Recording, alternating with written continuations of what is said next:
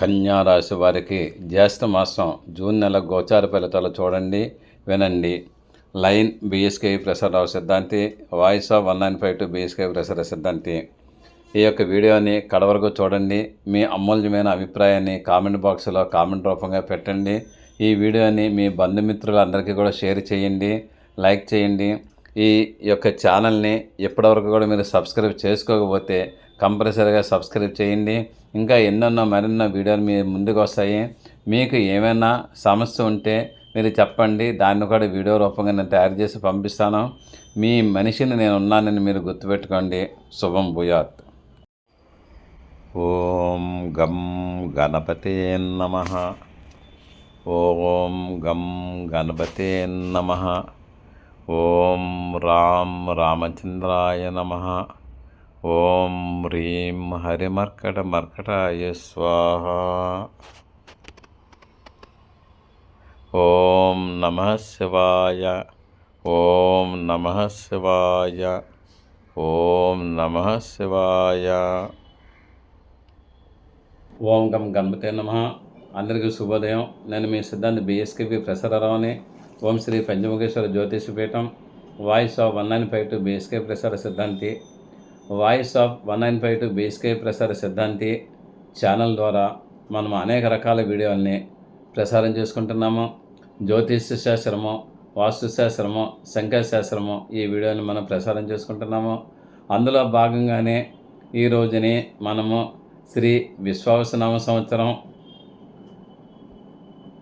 జ్యేష్ఠ మాసంలో అనగా 28 మే 2025 నుంచి 25/6/2025 వరకు గల కాలంలో కన్యారాశి వారికి మాస ఫలితములు మనం చెప్పుకోవడానికి మనం సిద్ధంగా ఉన్నాము. ముందర ముఖ్యంగా మనము కన్యారాశి వారికి గోచార ఫలితములు చెప్పుకోవడానికి ముందర గ్రహకుండలలో గ్రహస్థితి ఏ విధంగా ఉందో చూసుకోవడానికి ప్రయత్నం చేద్దాము. 31 మే 2025 నుంచి మేషరాశిలో శుక్ర భగవానుడు ప్రవేశం చేస్తున్నారు. అదేవిధంగా 6/6/2025 నుంచి సింహరాశిలో కుజగ్రహ ప్రవేశం చేస్తున్నారు. 6/6/2025 నుంచి మిథున రాశిలో బుధగ్రహ ప్రవేశం చేస్తున్నారు. 15/6/2025 నుంచి మిథున రాశిలో అర్కహ సూర్యగ్రహ ప్రవేశం చేస్తున్నారు.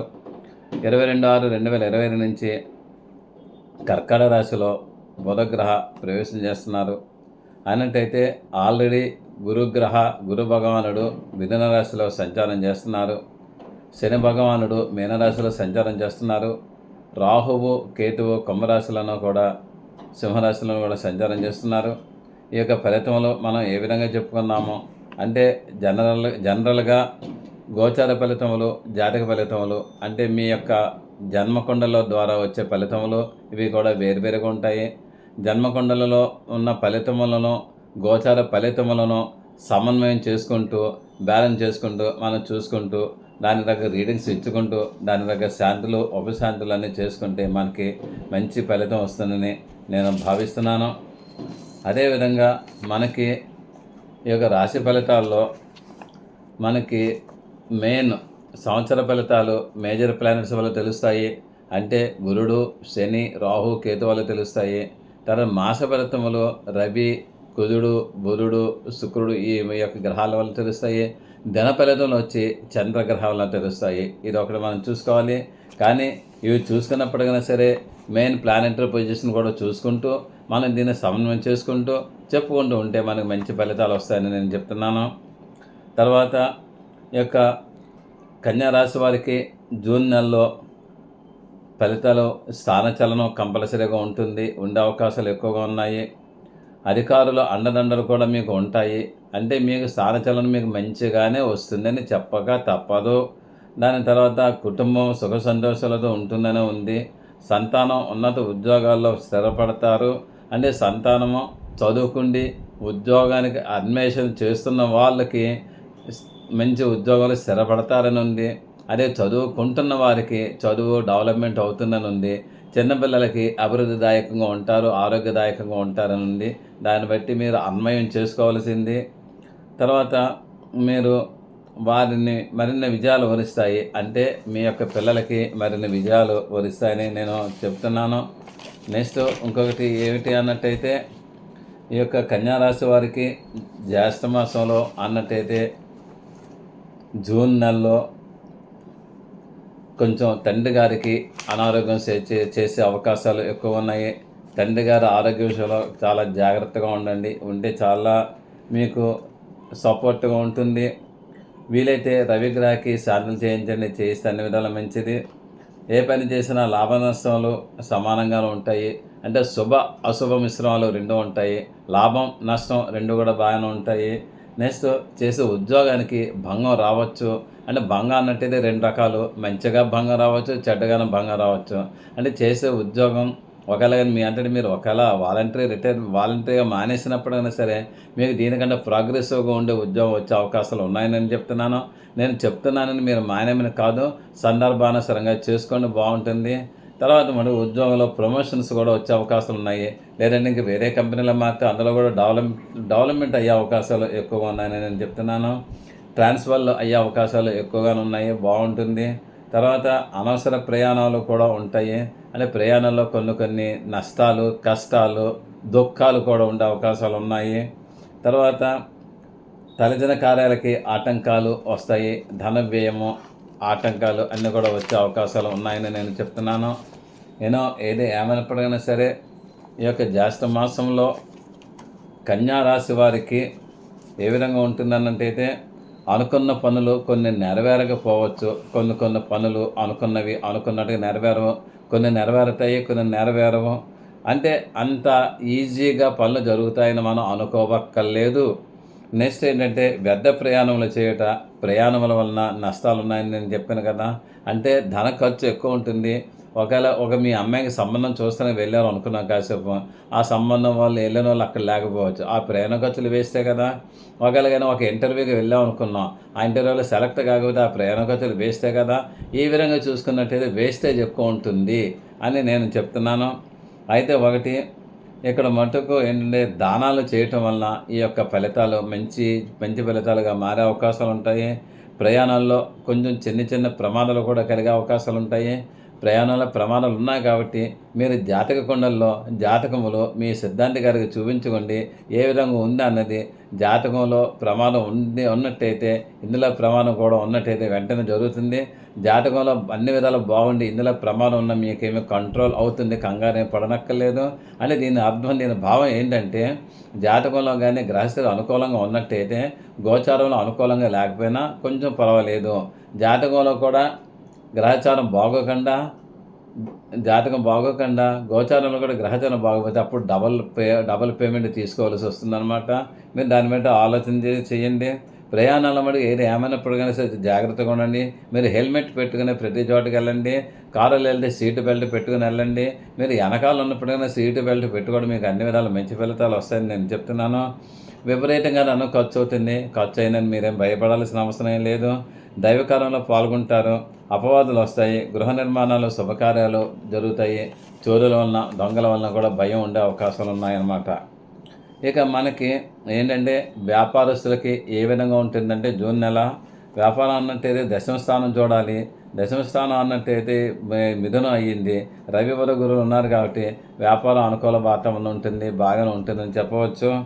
తర్వాత విద్యార్థులు విద్య గురించి చూడాలంటే ధనస్థానము, దాని తర్వాత చతుర్థం చూడాలి. విద్యాస్థానాధిపతి అస్తమాన్ని శుక్రుడు ఉన్నాడు. ఈ యొక్క గురుడు మటుకు కేంద్రంలో ఉన్నాడు కాబట్టి ఎడ్యుకేషన్ యావరేజ్గా ఉంటుంది.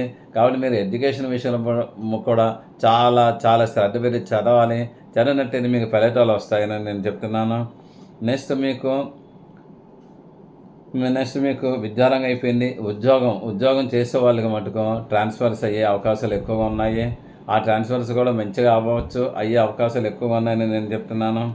తర్వాత రాజకీయ రంగంలో ఉన్న వాళ్ళకి కూడా రవి అక్కడ బుధుడు ఒక ఇంట్లో ఉన్నాడు కాబట్టి రాజకీయ రంగంలో ఉన్న వాళ్ళకి కూడా అన్ని విధాలు కూడా మంచి జరుగుతుందని నేను చెప్తున్నాను, భయపడక్కర్లేదు.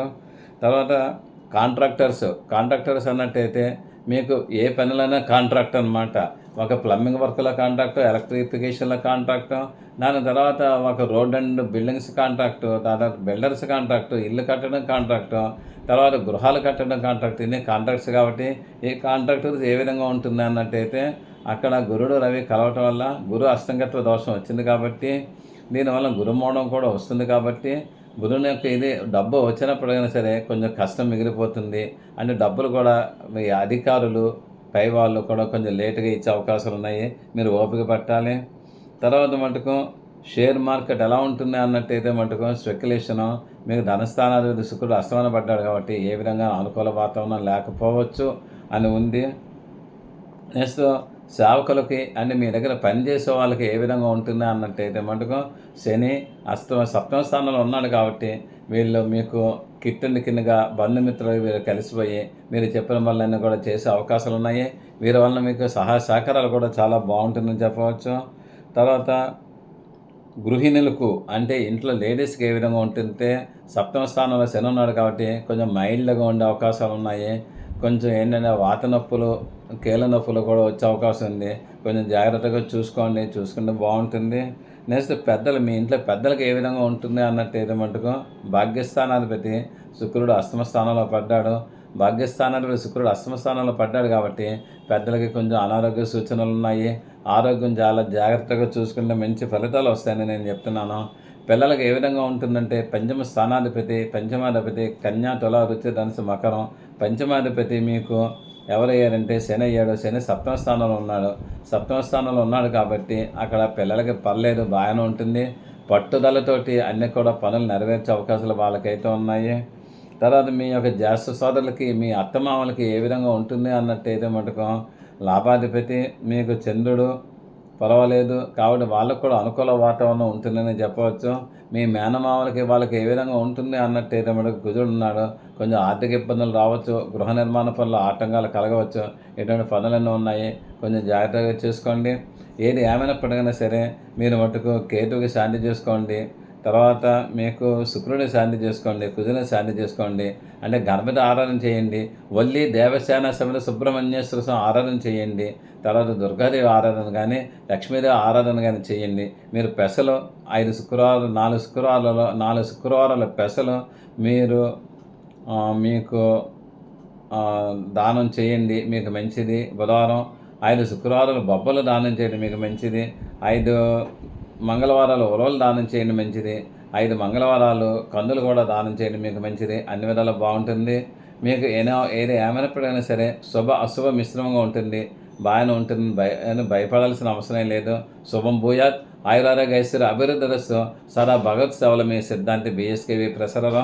మరలా ఇంకొక వీడియోతో మీ ముందుకు వస్తాను. ఈ వీడియో మీకు నచ్చినట్లయితే లైక్ చేయండి, సబ్స్క్రైబ్ అవ్వండి, మీ ఆత్మీయులందరికీ షేర్ చేయండి.